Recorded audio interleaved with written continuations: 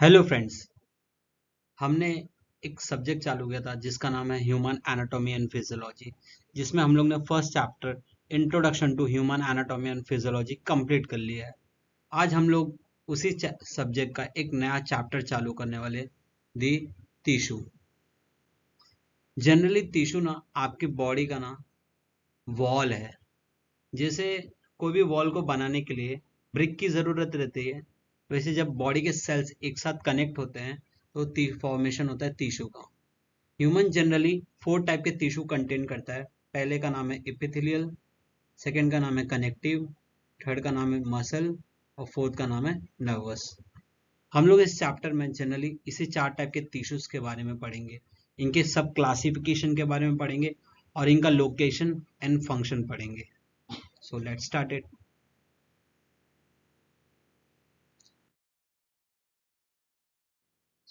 सो हमारा second first question रहेगा, what is the tissue. Tissue are the group of cell having similar physical character performing same specialised function. इसका मतलब क्या होता है, जो सेल का कैरेक्टरिस्टिक या उसका फिजिकल अपीयरेंस सेम हो और जिनका फंक्शन भी सेम हो, वैसे टाइप के सेल जब एक साथ कलेक्ट होते हैं तो एक टाइप का टिश्यू फॉर्म करता है। जैसे यहाँ पे 4 टाइप के टिश्यूज हैं और चारों टाइप का फंक्शन अलग अलग है, तो इनके सेल्स भी क्या होंगे, अलग अलग होने चाहिए। तो इसके लिए जिनका फिजिकल कैरेक्टर्स और फंक्शन सेम हो, वही जब उस टाइप के सेल्स एक साथ कलेक्ट होते हैं तो फॉर्मेशन ऑफ टिश्यू होता है। Tissue can be solid, semi solid और लिक्विड। Example bone. जैसे हमको मालूम है बोन एक टाइप का कनेक्टिव टिश्यू है और वो जनरली क्या होता है, सॉलिड होता है। फिर अगर फैट की बात करूँ, जो आपका चर्बी जिसको बोलते हैं आप फैटी एसिड्स भी बोलते हैं, वो जनरली क्या होता है, सेमी सॉलिड होता है। और आपका ब्लड जिसको खून भी बोलते हैं हिंदी में, वो आपका क्या होता है, लिक्विड फॉर्म में होता है। तो जनरली ह्यूमन का जो सेल्स होता है जब एक साथ कलेक्ट होता है तो टिश्यू का फॉर्मेशन होता है। ये टिश्यू भी 3 डिफरेंट फॉर्म में एग्जिस्ट करते हैं। First is solid, semi solid and liquid. और मैंने यहाँ पे बोन्स, फैट और ब्लड के रूप में एग्जाम्पल भी बता दिया आपको। That's it.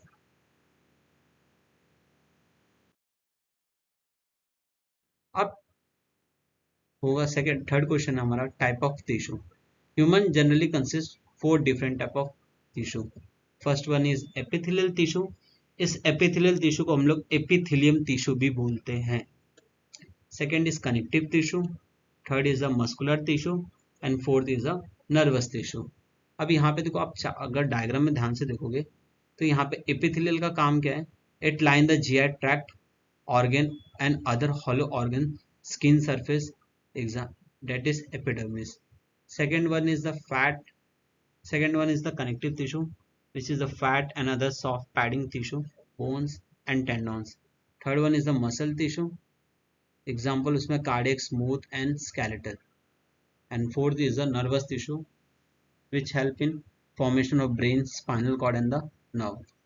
अब ध्यान से देखोगे, इस चारों टाइप के टिश्यू 4 अलग अलग जगह पे प्रेजेंट है और इनका 4 अलग अलग फंक्शन है। एग्जाम्पल अगर मैं एपिथेलियल टिश्यू की बात करूं तो ये जनरली आपके स्किन के सरफेस पे, ये आपके ऑर्गन्स में प्रेजेंट होता है। अगर माउथ की बात करो तो माउथ में जो इनर लाइनिंग होती है ना, जो अंदर वाली लाइनिंग, वो आपका एपिथेलियल टिश्यू से बना है। आपका इवन स्किन भी एपिथेलियल टिश्यू से बना है जिसका नाम होता है एपिडर्मिस।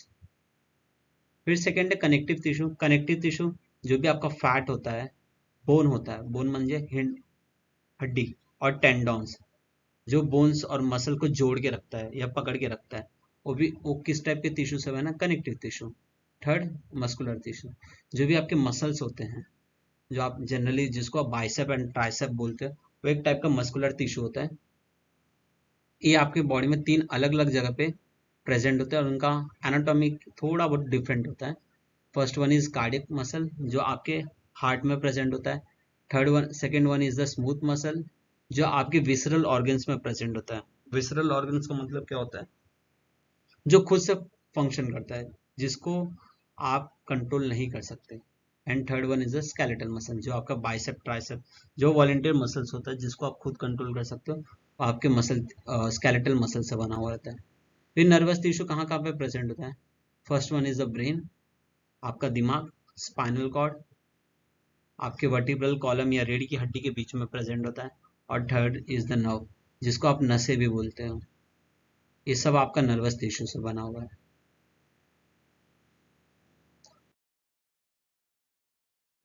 तो यहाँ पे मैंने एक फ्लो चार्ट में शो किया है कि टिश्यू 4 टाइप के होते हैं, epithelial, connective, muscular and fourth one is the nervous tissue.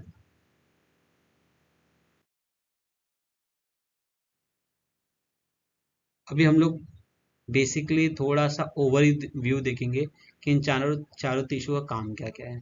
Epithelial tissue cover the body surface and line the hollow organs, body cavities, duct and also form the glands. तो one by one देखते हैं हम लोग। Epithelial tissue covers the body surface. अभी हमारे body surface को cover कौन कर रहा है? आपका स्किन। तो एपिथेलियल टिश्यू किससे, आपका स्किन किससे बना हुआ? एपिथेलियल टिश्यू से। फिर line the hollow organs. Hollow organs में सबसे बेस्ट एग्जांपल है आपका एलिमेंट्री कैनाल। एलिमेंट्री कैनाल मतलब जहाँ से आपका खाना पास होता है, माउथ से आप खाना खाते हो और एनएस से वो पास होता है। तो आपका पूरा एलिमेंट्री कैनाल का जो पहला लेयर होता है, इनर मोस्ट लेयर, वो आपका एपिथेलियल टिश्यू से बना हुआ होता है। आपके बॉडी कैविटीज में जनरली आपके सारे ऑर्गन्स आ गए। फिर डक्ट्स एंड ग्लैंड्स। देखो ग्लैंड्स एंड डक्ट ऑलमोस्ट कहीं ना कहीं उसमें थोड़ा बहुत कनेक्शन होता है। और ग्लैंड जनरली दो टाइप के होते हैं आपके बॉडी में, endocrine and exocrine glands. Endocrine glands की लाइनिंग और एक्सोक्राइन ग्लैंड्स की लाइनिंग में आपका एपिथेलियल टिश्यू प्रेजेंट होता है। और एक्सोक्राइन ग्लैंड्स का जो डक्ट होता है, एग्जाम्पल आपका स्वेट ग्लैंड, वो आपका एपिथेलियल टिश्यू से बना हुआ होता है। जस्ट लाइक आपका जैसा प्लास्टिक बैग होता है जिसमें आप कुछ भी रख सकते हो, प्लास्टिक बैग कैसे पॉलीमर से बना हुआ रहता है, वैसे प्लास्टिक जो है, जो आपका पॉलीमर से बना है, उसकी जगह पे आप एपिथेलियल टिश्यू अज्यूम कर सकते हो, कुछ इस तरह।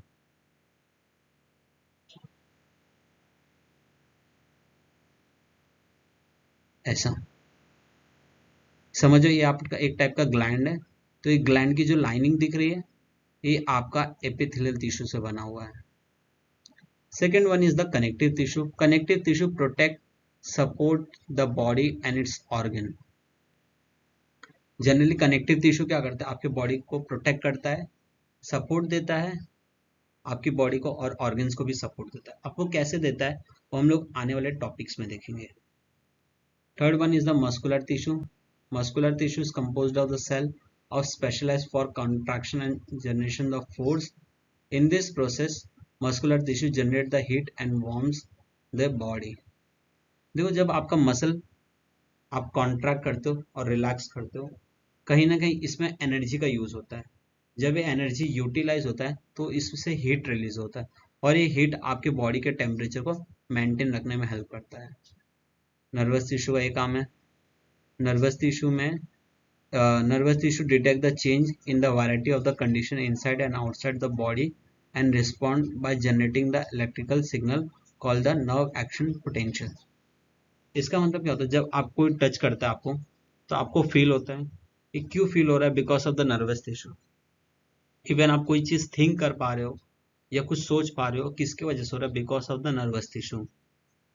अगर नर्वस टिश्यू नहीं होता तो आपकी थिंकिंग एबिलिटी, सोचने की एबिलिटी, कोई चीज को फील करने की एबिलिटी प्रेजेंट ही नहीं होती आपके बॉडी में। और ये सब एक जगह से दूसरी जगह पे कैसे फ्लो होता है? By the help of nerve action potential.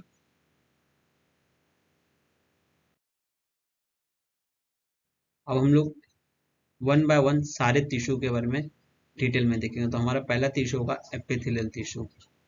N epithelial tissue और एपिथेलियम, जैसे मैंने अभी पहले भी बताया, एपिथेलियल का दूसरा नाम है एपिथेलियम। याद रखना, कंफ्यूज मत होना।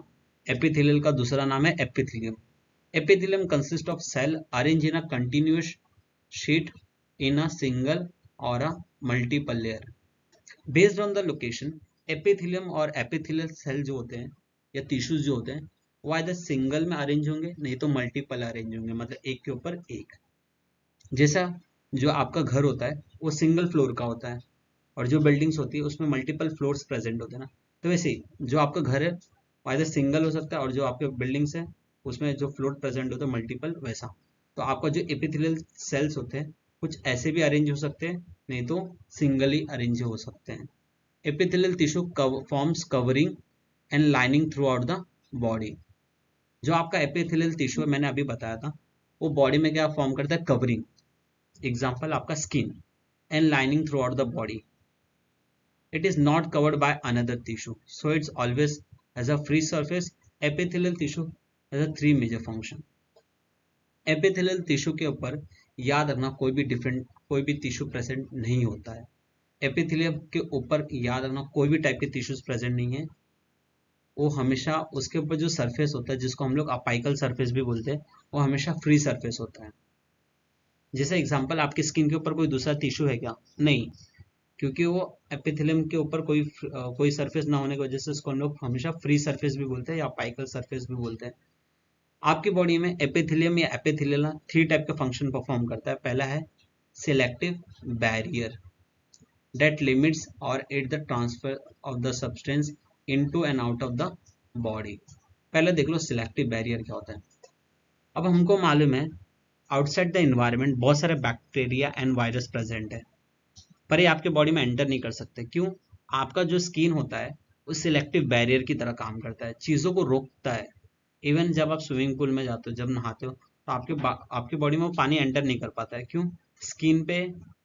स्किन जो आपका सिलेक्टिव बैरियर की तरह काम करता है वो पानी को रिपल कर देता है। फिर transfer of the substance into and out of the body क्या होता है? जब आप खाना खाते हो, खाना माउथ से इसोफेगस ट्यूब में जाता है, इसोफेगस ट्यूब से स्टमक में जाता है, स्टमक से स्मॉल इंटेस्टाइन में जाता है, और स्मॉल इंटेस्टाइन में आपका जो भी खाना रहता है उसमें जो भी न्यूट्रिएंट्स है, आइदर कार्बोहाइड्रेट बोलो, प्रोटीन बोलो, फैट्स बोलो, वो सब चीज क्या होता है, एब्जॉर्ब होता है। तो याद रखना हर चीज एब्जॉर्ब नहीं होता है। बॉडी को जो चीज की जरूरत होती है सिर्फ वही चीज एब्जॉर्ब हो पाता है, जैसा मेडिसिन हो गया, न्यूट्रिएंट्स हो गया, वगैरह वगैरह। Secretory surface that release the product produced by the cell on to its free surface. इसका सबसे बेस्ट एग्जांपल है आपका स्वेट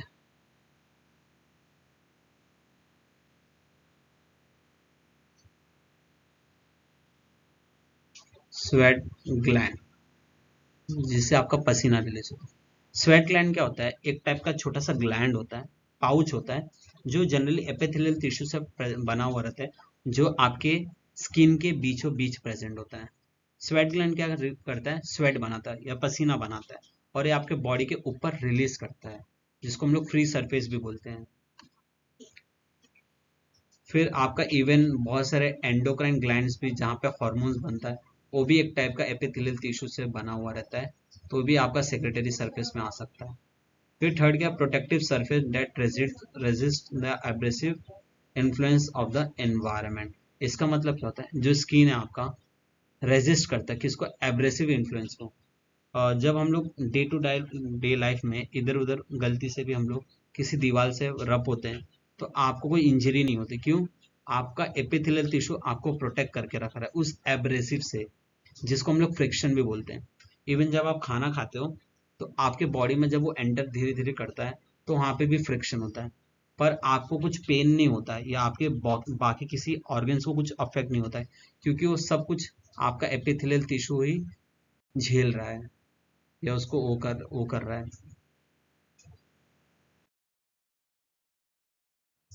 अभी हमारा नेक्स्ट टॉपिक है anatomy of the epithelial tissue. आखिर एपिथेलियल टिश्यू दिखता कैसे है और क्या क्या चीजें प्रेजेंट होती है। So there is apical surface also called the free surface. ये आप ध्यान से देखोगे ये डायग्राम में, ये जो सरफेस दिख रहा है ये आपका अपाइकल सरफेस होता है, ये जिसको हम लोग फ्री सरफेस बोलते हैं। और ये जो ये सेल्स दिख रहे हैं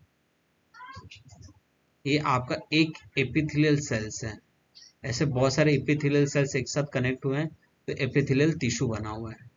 अब ये एपिथेलियल टिश्यू ना एक बेस पे अटैच है जिसका नाम है basement membrane. Basement membrane generally दो टाइप के होते हैं, एक बेसल लैमिना है और एक होता है रेटिकुलर लैमिना है। अब इनका काम क्या होता है मैं तो आपको बता दे रहा हूँ। एपिथेलियल टिश्यू जो होता है ना जनरली ये रिकवर हो सकता है, ये हील हो सकता है। जब भी जैसा एग्जांपल दो आपको, कभी भी चोट लगता है तो कुछ दिन के बाद, 2 दिन 4 दिन के बाद मालूम है घाव ठीक हो जाता है। क्यों? बिकॉज एपिथेलियल टिश्यू में प्रॉपर्टी होती है रीजनरेशन की। और ये रीजनरेशन क्यों पॉसिबल हो पाता है? Because of this basement membrane. अगर इंजरी, याद रखना, इंजरी आपके बेसमेंट मेम्ब्रेन तक होगी तो रिकवर कभी नहीं हो सकता। बेसमेंट मेम्ब्रेन में कुछ स्टेम सेल्स होते हैं जिसमें एबिलिटी होती है कि जो भी यहाँ पे एपिथेलियल टिश्यू इंजर्ड होगा वो वापस हील हो सकता है या वापस रिकवर हो सकता है। फिर सेकेंड एक चीज है, एपिथेलियल टिश्यू जो होते हैं ना अवस्कुलर होते हैं। मीन्स इसमें कोई भी टाइप का ब्लड वेसल नहीं होता, कोई भी टाइप का ब्लड वेसल नहीं होता। तो जस्ट एपिथेलियल टिश्यू के नीचे ना आपका कनेक्टिव टिश्यू होता है। एक कनेक्टिव टिश्यू में ब्लड वेसल्स होते हैं जो हमेशा एपिथेलियल टिश्यू को न्यूट्रिएंट्स प्रोवाइड करते रहते हैं जिससे वो जिंदा रह सके। और उसमें एपिथेलियल टिश्यू में एक चीज प्रेजेंट होता है जिसका नाम है नर्व। इसको फ्री नर्व एंडिंग भी बोलते हैं। एक्चुअली जो भी आपको सेंसेशन या फीलिंग या टच पेन जो भी आपको फील होता है बिकॉज ऑफ दिस नर्व। अगर ये नर्व नहीं रहता तो आपको ये टच पेन फील कुछ भी नहीं होता। The lateral surface of the epithelial tissue which face the adjacent sales. अब देखो, ध्यान से देखो, ये तो हो गया आपका अपाइकल सरफेस जो ऊपर का सरफेस है। लैटरल मतलब साइड वाला, जहां पे एक एपिथेलियल सेल दूसरे एपिथेलियल टिश्यू सेल से जुड़ा हुआ है, ये वाला पॉइंट। फिर the basal surface of the epithelial is an opposite of the apical surface. Basal surface का मतलब क्या होता है? ये अगर ध्यान से देखोगे, ये जो ये वाला पॉइंट है जहाँ पे आपका एपिथेलियल टिश्यू या एपिथेलियल सेल्स एंड हो रहा है और जहाँ से बेसमेंट मेम्ब्रेन स्टार्ट हो रहा है, उस जॉइनिंग को हम लोग बोलते हैं बेसल सरफेस, जो जस्ट किसके ऑपोजिट होता है? आपके अपाइकल सरफेस से। समझा?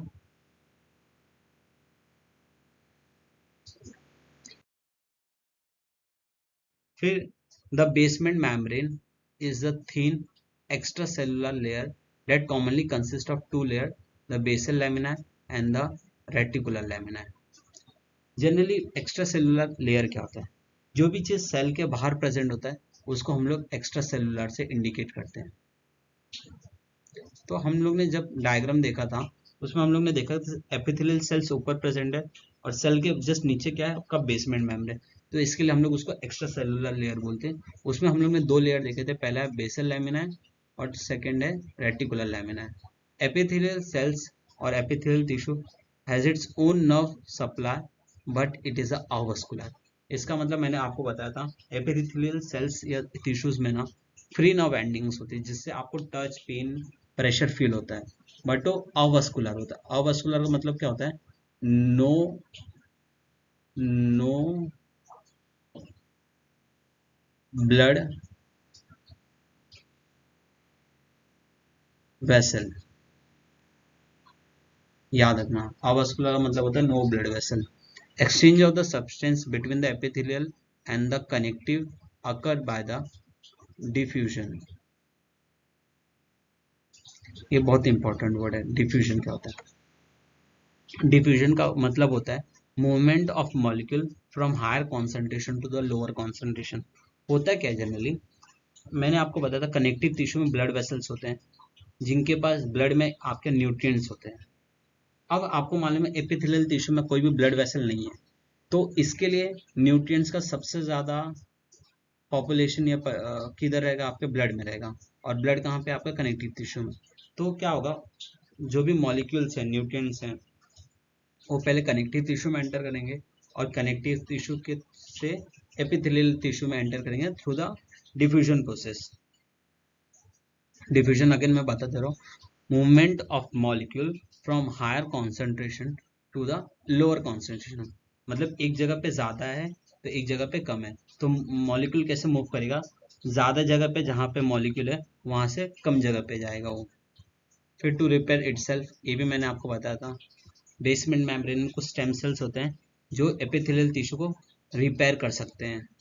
फिर एपिथेलियल टिश्यू जो होते हैं having many different role, example protection, filtration, secretion, absorption and excretion। Protection मतलब टू प्रोटेक्ट योर सेल्फ। जैसे आपको मैंने बताया था स्किन एक टाइप का प्रोटेक्टिव लेयर है जो बैक्टीरिया वायरस को एंटर नहीं होने दे रहा आपकी बॉडी में। फिल्ट्रेशन मतलब छानना। अभी हम आगे पढ़ेंगे कि जो आपका किडनी होता है जो एक टाइप का फिल्ट्रेशन ऑर्गन है जो आपके ब्लड को क्या करता है, फिल्टर करता है। उसमें भी आपका एपिथेलियल टिश्यू प्रेजेंट होता है। सिक्रीशन आपको मैंने अभी बताया था ग्लैंड्स। आपके सबसे बेस्ट एग्जांपल है स्वेट ग्लैंड। स्वेट ग्लैंड क्या करता है, आपका स्वेट रिलीज करता है। फिर एब्जॉर्प्शन, एब्जॉर्प्शन में भी आपको मैंने बताया था स्मॉल इंटेस्टाइन जहाँ पे न्यूट्रिएंट्स जिसमें जो आपका खाना है जिसमें कार्बोहाइड्रेट प्रोटीन और फैट्स है वो सब क्या होता है, एब्जॉर्ब होते हैं। और एक्सक्रीशन मतलब एक्सक्रीट आउट मतलब गंदगी बाहर निकलना, वो भी आपका एपिथेलियल टिश्यू परफॉर्म कर सकता है जो आपकी किडनी में प्रेजेंट होता है।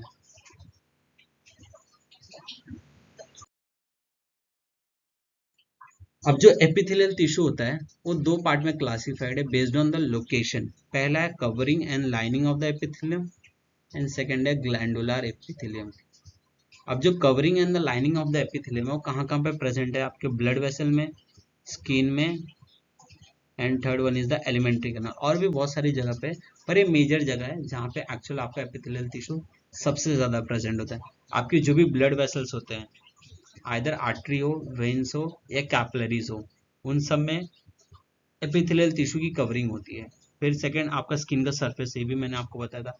और एलिमेंट्री कैनाल जो भी आपके खाने का पाइप होता है, नली होता है जहाँ से आपका खाना पास होता रहता है, उसकी लाइनिंग जो होती है मतलब अंदर की जो लाइनिंग होती है वो भी एपिथेलियल टिश्यू से बना रहता है।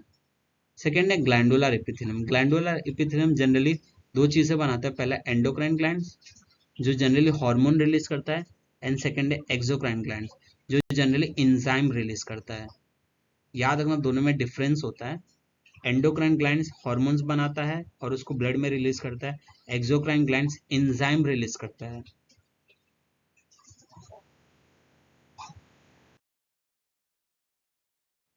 अब epithelial tissue based on the structure, structure दो टाइप के होते हैं। पहला है सिंपल एपिथेलियम और सिंगल लेयर, और सेकेंड वन है स्ट्रेटिफाइड एपिथेलियम और multiple layers.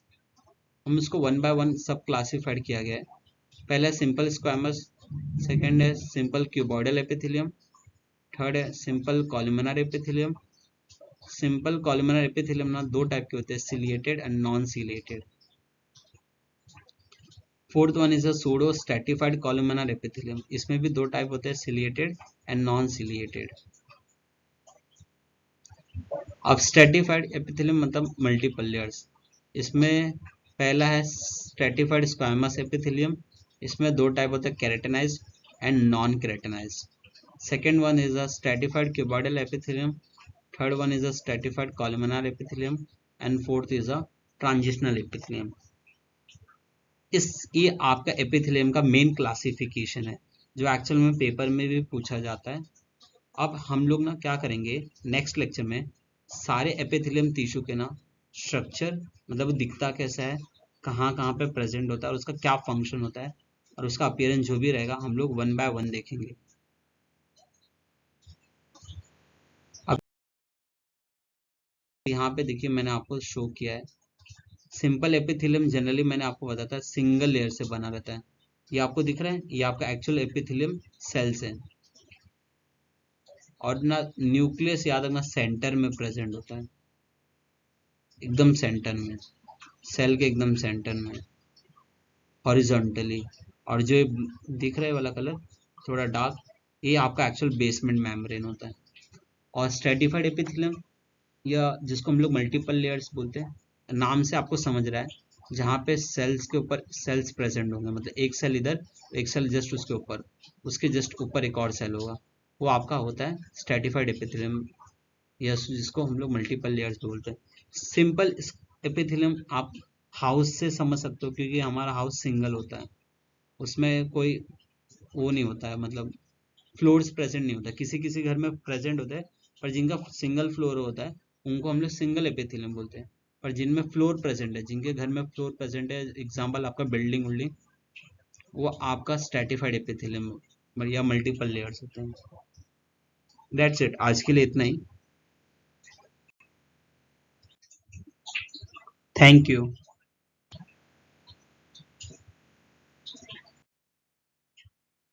Please subscribe my channel and like follow for more videos with the pharmacy with Rahul.